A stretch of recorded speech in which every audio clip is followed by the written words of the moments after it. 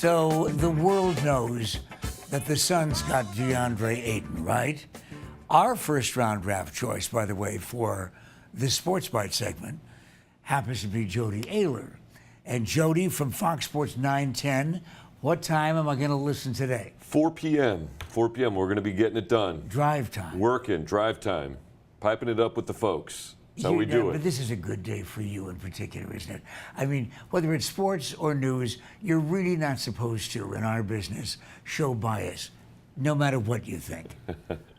We're supposed to be fair, right, to everybody. You don't want to be fair about the DeAndre Ayton thing. I still will be, but yeah, I mean, listen, it's a momentous day, right? We got to celebrate. Come on, what else are you celebrating? Everything. That you have a 7-footer who understands the phrase bear down. He does. He's a U of A guy. He's coming right up the interstate. Like I'm a U of A guy. Yeah. I watched every game he played last year. It's a big day. It's a big day for the Suns. Is there any downside to this pick? A little bit.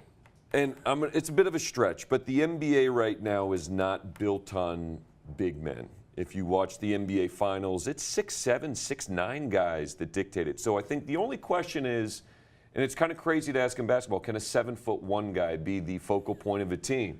But it's not the day when Wilt scored 100 points. Right, right. So what kind of a day is it in the NBA? It's a day where if you can shoot the basketball, you got a job for life. He can. He can. He didn't shoot a lot from three, but the potential is there. But the idea of taking a 7-footer and putting him at the three-point line is kind of crazy, but that's kind of what you're forced to do. Suns have that with Dragan Bender, who was a top 5 pick 2 years ago, and he just camps out on the three-point line. You're like, man, you're 7 foot. Get down there. Listen, we all were tremendously excited. First time in the history of the Suns that we got the #1 pick. That's right. We still remember when Lou Alcindor Right. went to Milwaukee, and so does Jerry Colangelo. But this is huge in the franchise history book. But are we expecting too much of this kid? He's 19.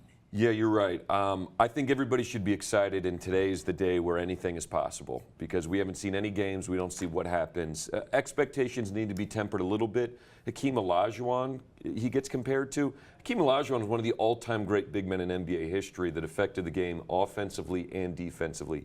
He's got the potential to impact the game in ways that you dream of, but he's got to do it. He's hungry, he's motivated, he works hard.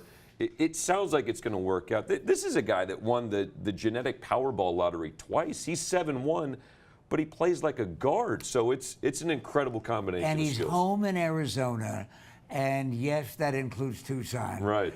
Went to college there, but he went to high school here for a year. He did. With Bagley. That's right. Can you imagine? What a bizarre combination. What about the Bridges kid, though? Yeah. All of a sudden, that seemed to be a surprise for everybody. It was. Mikal Bridges, who won the national championship the last 2 years with Villanova. He gets compared to Scottie Pippen. He's probably the best combination of defense and shooting that was in this draft. Both are huge needs for the Phoenix Suns, if any of the viewers have watched them the last few years. Not a great shooting or defensive team. Mikal Bridges, DeAndre Ayton, Devin Booker, Josh Jackson. Now you got something to be excited about. Well, don't forget the kid that comes off the bench and goes, ha, ha, ha, because we got him from France, right? That's right. Kobo. Right. If he makes the team, are there any adults that are going to be available for the starting 5? There's Tyson Chandler, who's basically running daycare at this point for the Phoenix Suns. I mean, his job is to watch over. I mean, he's making references about movies and TV shows these guys haven't even heard of. So Tyson Chandler, maybe Jared Dudley sticks on the roster. Those are the 2 adults in the room. Listen, Todd, you got to come back and join us. Yeah, I will. You don't have anything to do until 4 o'clock, right? I'd stay here all day if you want. On 910, and you're perfectly welcome to.